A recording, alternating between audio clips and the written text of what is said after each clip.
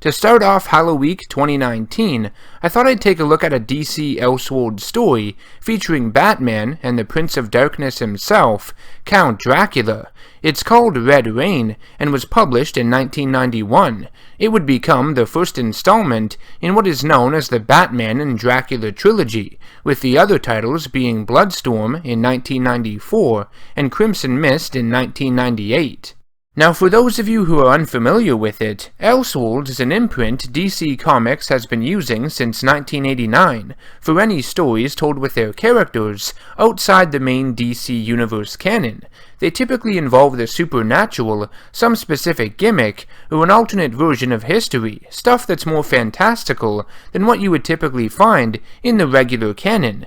Titles like Gotham by Gaslight, Red Sun, and a story I reviewed a while back, Kingdom Come, are just some of the many that have come out over the years under the Elseworlds imprint. Vampires are iconic. They have existed in European folklore and literature since the early 1700s. Though they've been around for quite some time, it wasn't until Bram Stoker's 1897 novel Dracula that the archetype was popularized on a grand scale, and the character Count Dracula became the first modern-day vampire, establishing the framework for what these characters would be moving forward. It was only fitting that Dracula be paired with Batman in a story such as Red Rain. Batman's dark imagery, preying nature, and mythical-like feel fit right in with the world and aesthetic Dracula and vampires draw from. You could even argue that Batman may have been partially influenced by Dracula in one way or another, further justifying a crossover. Without any further delay, let's take a bite into Red Rain and see if there is any method to its madness. Does it have anything significant to say? We begin with a prostitute approaching a mysterious man who has just arrived from Europe. She asks him for money and tells him there is a couch someone threw away in the alley they can get acquainted on. He tells her that he doesn't give, only takes, so she better have a strap on. Anyways, he takes a bite out of her neck and sucks out some of her blood.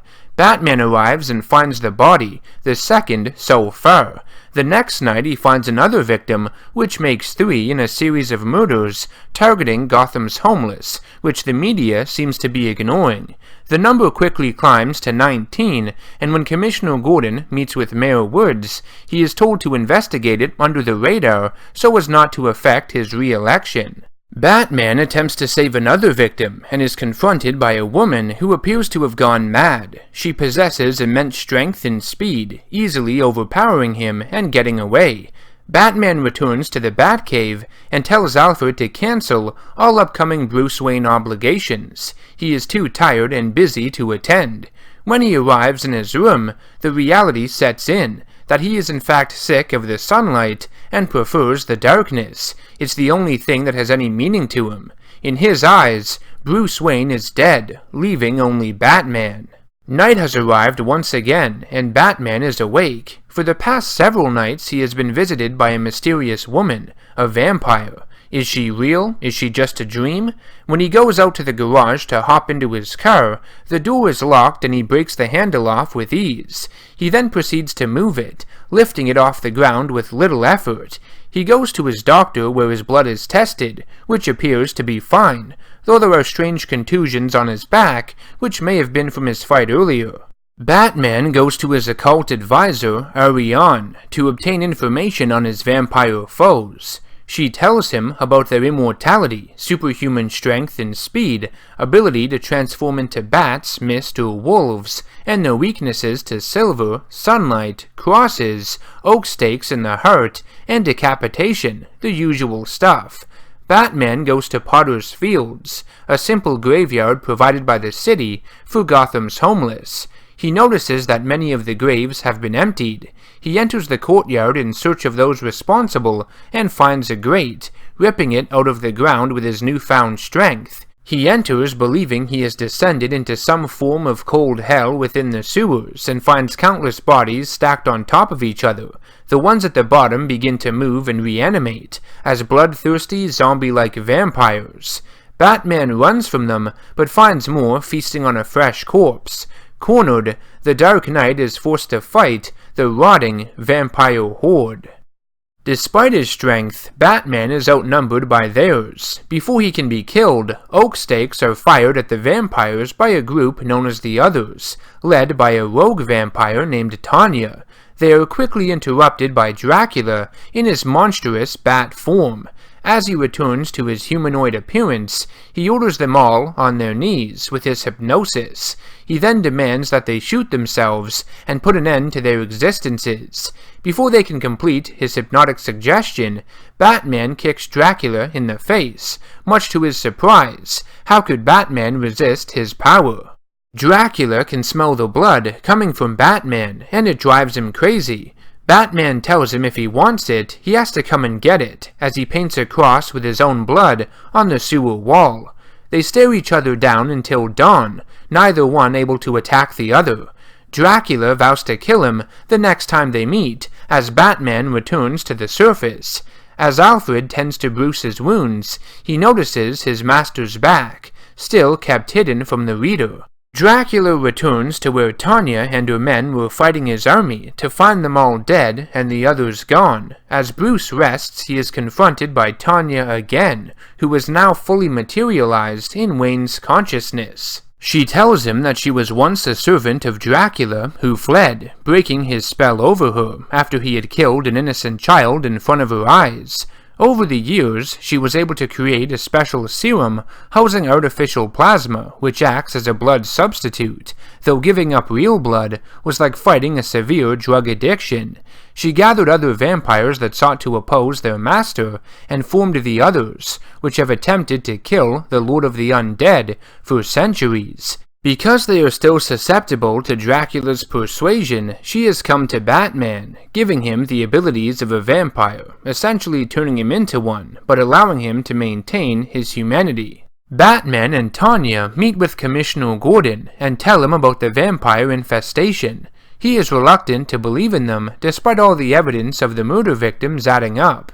To convince him, Tanya orders him to shoot her, which he does when she tries to attack him. Tanya's body heals itself instantly, and it makes Gordon a believer. Batman and Tanya have a plan to destroy the vampire hordes, and Commissioner Gordon will hold a press conference telling the city about the homeless deaths which the mayor was so adamant about hiding, minus all the vampire stuff, of course. As Gordon departs, Batman collapses, succumbing to his injuries and exhaustion. He has an intense fever but is saved when Tanya gives him some of her blood in a transfusion. After going downstairs, Wayne Manor is attacked by a group of vampires, and a news broadcast informs Bruce and Alfred that Commissioner Gordon is missing. We cut to Dracula's lair, where he is intimidating the police commissioner, telling him that he may be a murderer, but so are humans. They are a steady competition to him in that field. Dracula has grown mad, feeding off the blood of modern-day humans. They sicken him and have made him even more monstrous as a result. If Gordon didn't believe in vampires before, he sure as shit does now. Dracula carries the Commissioner into the night sky, hoping to lure out his foe. Batman arrives at Dracula's lair and tricks all of the vampires into following him through the sewers. Any that stay behind are herded towards Batman by Tanya and her followers. Batman blows through a sewer wall and lures the vampires into the Batcave. He detonates explosive charges, which burn the vampires to a crisp. Those not caught in the blast run out and are killed by sunlight.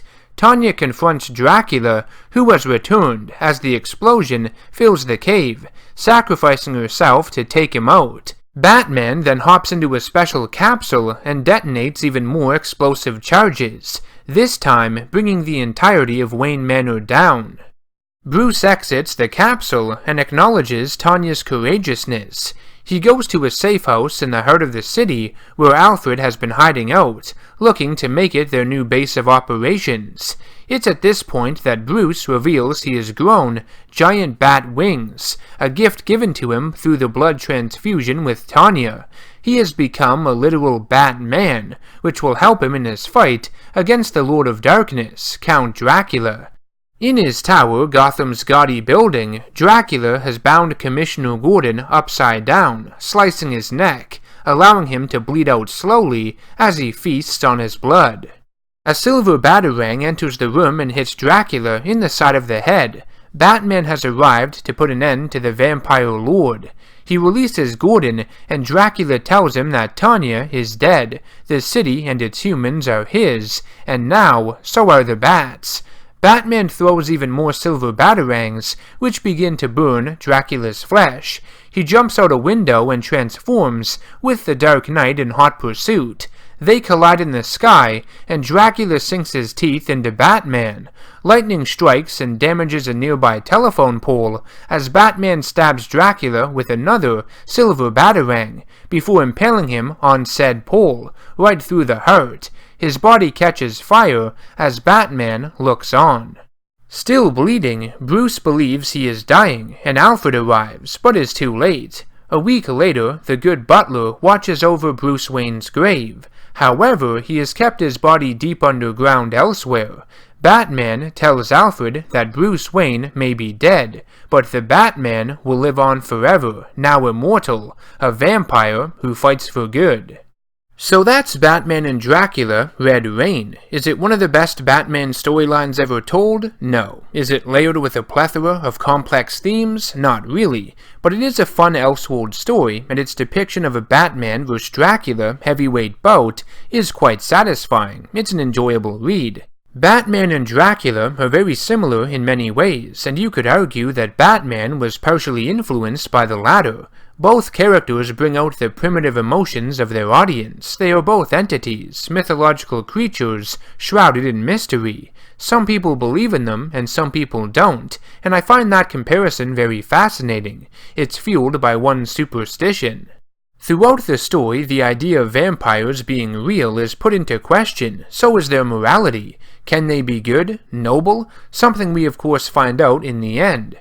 Batman doesn't believe in vampires at first, and it's only through Tanya and his own transformation that the truth becomes a reality for him. One of my favorite lines in the entire story is when Batman asks Ariane, the occult advisor, if she believes in vampires. She responds in saying sure, only because it's night, ask me in the morning, and that goes back to all this being fueled by superstition, and at the root of that, fear. For example, I personally don't believe in ghosts, but if you stick me in the middle of a creepy forest late at night, filled with fog, I might start looking over my shoulder too. My mind will make me believe in that instant, even if I would think otherwise during the light of day. In Red Rain, not only does Batman and characters such as Alfred and Commissioner Gordon question the existence of vampires, but Bruce Wayne himself accepts the fact that he may be losing his humanity.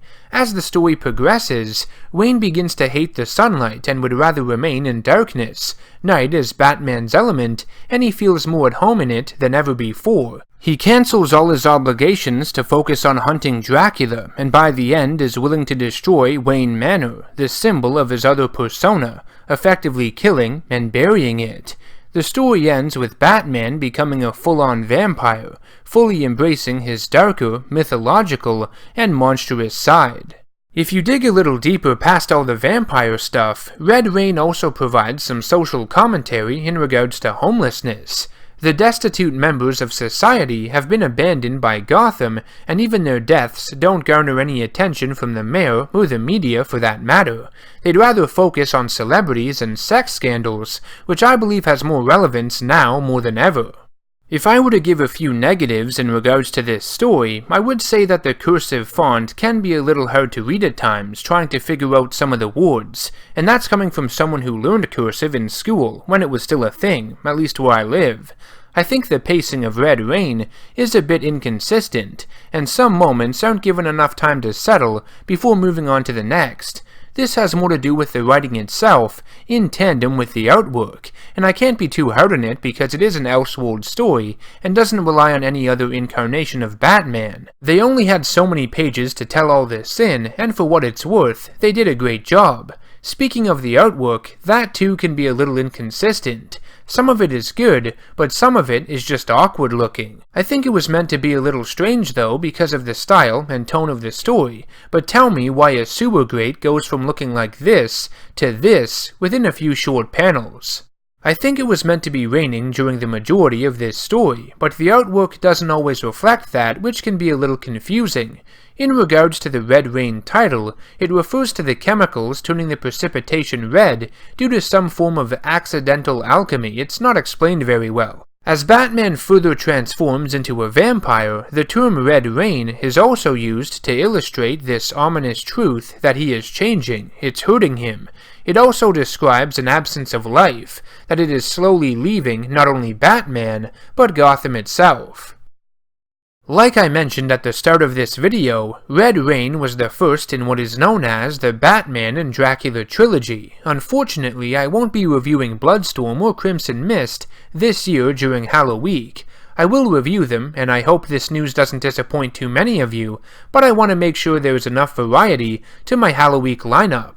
I don't want the majority of them to be just Batman. Let's shake things up.